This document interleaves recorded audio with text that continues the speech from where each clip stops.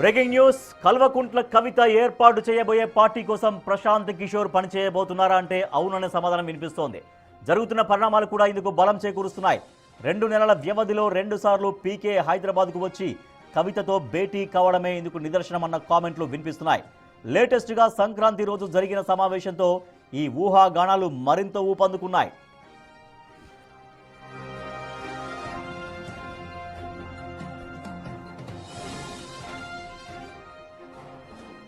తెలంగాణ జాగృతి అధ్యక్షురాలు కల్వకుంట్ల కవిత ఇటీవల సంచలన ప్రకటన చేశారు. తాను కొత్త రాజకీయ పార్టీ పెట్టబోతున్నట్టుగా, రాబోయే అసెంబ్లీ ఎన్నికల్లో పోటీ చేయబోతున్నట్టుగా స్పష్టం చేశారు కల్వకుంట్ల కవిత. ఈ మేరకు ఇప్పటికే జనం జాగృతి బాట పేరుతో అన్ని జిల్లాలు కూడా పర్యటన చేస్తున్నారు కల్వకుంట్ల కవిత. ఇది అతి త్వరలో రాజకీయ పార్టీ పెట్టబోతున్నట్టుగా దాదాపుగా ఖరారు చేసిన నేపథ్యంలో కవిత పెట్టబోయే పార్టీతో కలిసి పీకే పనిచేయబోతున్నారా, ప్రశాంత్ కిషోర్ పనిచేయబోతున్నారా? ప్రముఖ రాజకీయ వ్యూహకర్తగా ప్రశాంత్ కిషోర్కు పేరుంది. సో ప్రశాంత్ కిషోర్ ఇప్పటికే 2 సార్లు కవితతో భేటీ అయినట్టుగా సమాచారం. సంక్రాంతి సందర్భంగా కూడా కవితతో ప్రశాంత్ కిషోర్ సమావేశమైనట్టుగా తెలుస్తోంది. సో కల్వకుంట్ల కవిత ఏర్పాటు చేయబోయే పార్టీతో మరి నిజంగానే ప్రశాంత్ కిషోర్ కలిసి నడవబోతున్నారా? కల్వకుంట్ల కవితకు వ్యూహాలు అందించేందుకు ప్రశాంత్ కిషోర్ సిద్ధమయ్యారా అన్నటువంటి చర్చ ఇప్పుడు రాజకీయ వర్గాల్లో జోరుగా సాగుతోంది.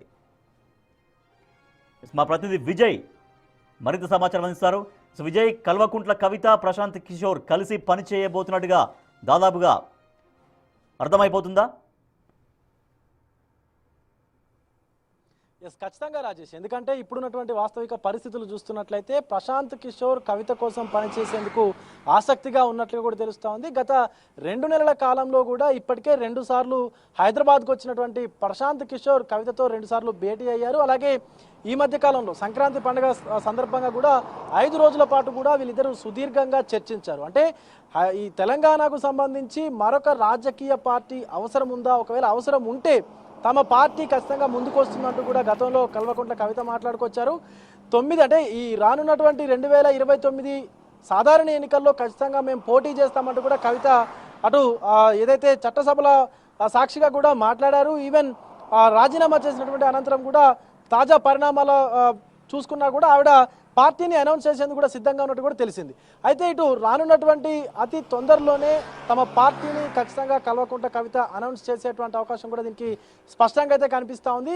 సో గతంలో మనం చెప్పినట్టుగానే, బిగ్ టీవీ చెప్పినట్టుగానే రానున్నటువంటి ఈ ఉగాది సందర్భంగా ఖచ్చితంగా కల్వకుంట్ల కవిత తమ పార్టీని అనౌన్స్ చేసేటువంటి సందర్భం కూడా ఇక్కడ కనిపిస్తూ ఉంది రాజేష్. అయితే తెలంగాణ కోసం, తెలంగాణ ప్రజల కోసం ఒక కొత్త పార్టీని ఏర్పాటు చేయాలంటే కూడా కల్వకుంట్ల కవిత ఆవిడ రాజీనామా చేసినప్పటి నుంచి కూడా చెప్పుకొస్తా ఉన్నారు. అయితే ప్రజలు తమ పార్టీని ఓన్ చేసుకుంటారా, అసలు ప్రజల్లోకి తమ పార్టీ బలంగా వెళుతుందా అనేటువంటి అనుమానాలు కూడా ఇదివరకైతే కల్వకుంట్ల కవితకు కలిగాయని కూడా చెప్పారు. దానికి సంబంధించి కూడా సుమారుగా ఒక 50 కమిటీలను కూడా ఏర్పాటు చేసుకున్నారు. ఆ 50 కమిటీలు, ప్రతి కమిటీలు రైతు కమిటీలు కావచ్చు, లేకపోతే ప్రైవేటు ఉద్యోగాల కమిటీలు కావచ్చు, ప్రభుత్వానికి సంబంధించినటువంటి ఉద్యోగాలకు సంబంధించినటువంటి కమిటీలు కావచ్చు, ఇలా విడివిడిగా వివిధ రకాలైనటువంటి 50 కమిటీలను ఏర్పాటు చేసుకొని ఈ 50 కమిటీల నుంచి కూడా పూర్తిగా ఇన్ఫర్మేషన్ సేకరించి ఎక్కడెక్కడ ఏ ప్రాబ్లమ్స్ ఉన్నాయని కూడా తెలుసుకొని జాగృతి జనం బాట అనేటువంటి ఒక కార్యక్రమాన్ని నిర్వహించి ఈ కార్యక్రమంతో పూర్తిగా తెలంగాణలో ఉన్నటువంటి అన్ని జిల్లాలు కూడా తిరిగి వాస్తవిక రాజకీయ పరిస్థితులు ఎలా ఉన్నాయి, ప్రజలు ఎలాంటి పరిస్థితుల్లో ఉన్నారనేటువంటి దానిపైన కూడా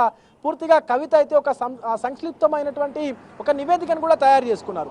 సో అనంతరం తెలంగాణ ప్రజలకు తమ అవసరం ఉంది అని చెప్పేసి కవిత నిర్ణయించుకొని తమ పార్టీని కూడా అనౌన్స్ చేయనున్నట్టుగా కూడా మనకి ఇక్కడ స్పష్టమైతే అవుతా ఉంది. సో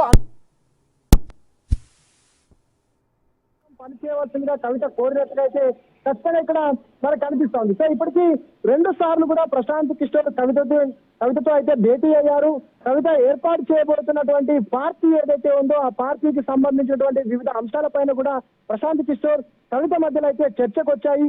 సో ఇప్పటికే సంక్రాంతికి సంబంధించి జాగృతి కార్యకర్తలు ఏం చర్చించుకున్నారు? ఇప్పుడు కవిత పార్టీ పెడుతుంది, అది కంపల్సరీ తన నోటి నుంచి వచ్చేసింది కాబట్టి డెఫినెట్గా పార్టీ పెట్టబోతున్నారు. కవిత పార్టీతో ప్రశాంత్ కిషోర్ కలిస్తే, ప్రశాంత్ కిషోర్ వ్యూహాలతో వాళ్ళు మరింతగా ప్రజల్లోకి దగ్గరవుతారు, ప్రజల్లోకి మరింతగా చేరువవుతారు అన్నటువంటి ఒక చర్చ సాగుతుందా జాగృతి టీంలో?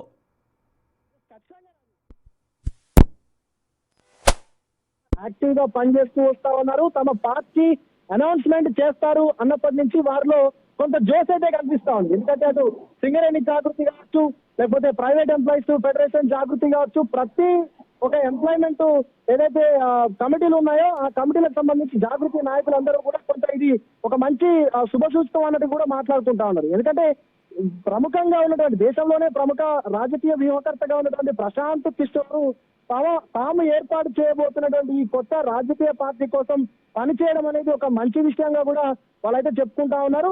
సో ఖచ్చితంగా ఇటు ఈ పార్టీ ఏర్పాటు పైన, అంటే పార్టీ ఏర్పాటు కోసం జరుగుతున్నటువంటి సన్నాహకాలు ఏవైతే ఉన్నాయో వీటిపైన ఖచ్చితంగా తెలంగాణ జాగృతికి సంబంధించిన నాయకులు కూడా హర్షం వ్యక్తం చేస్తా ఉన్నారు.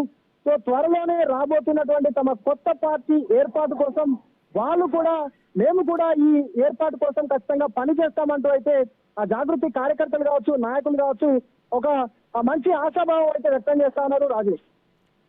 Right, thank you Vijay.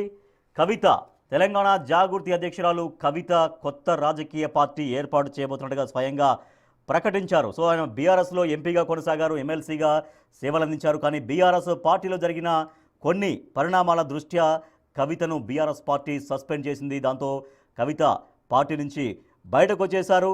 ఇక ఇటీవల శాసన మండలిలో తన చివరి ప్రసంగం సమయంలో చాలా ఎమోషనల్గా మాట్లాడారు కవిత. చాలా సుదీర్ఘంగా ప్రసంగించారు.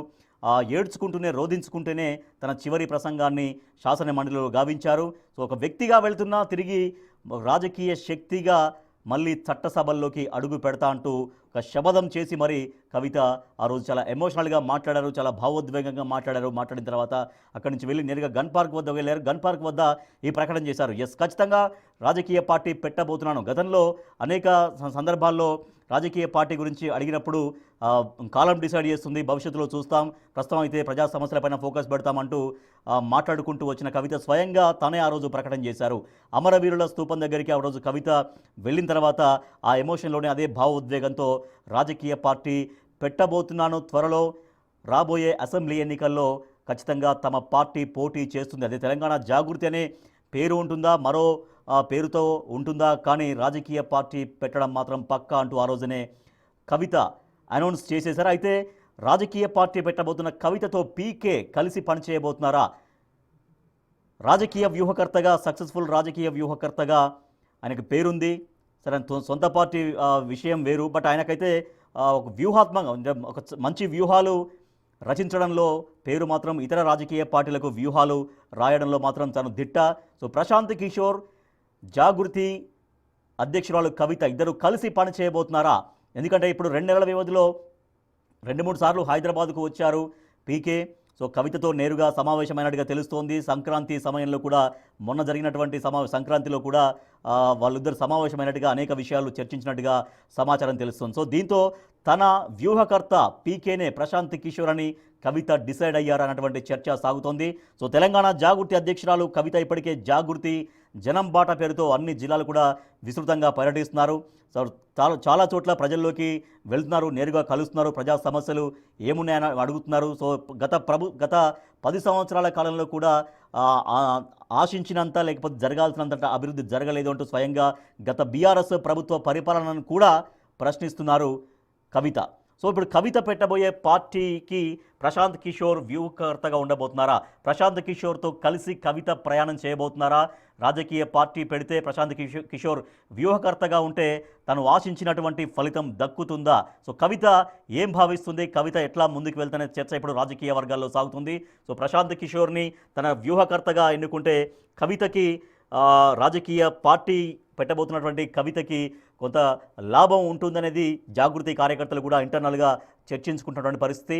సో ప్రజల్లోకి ఇంకా బలంగా వెళ్ళడం కోసంగా ప్రశాంత్ కిషోర్తో తెలంగాణ జాగృతి అధ్యక్షురాలు కలిసి ముందుకు నడవబోతున్నట్టుగా దాదాపుగా స్పష్టమైంది.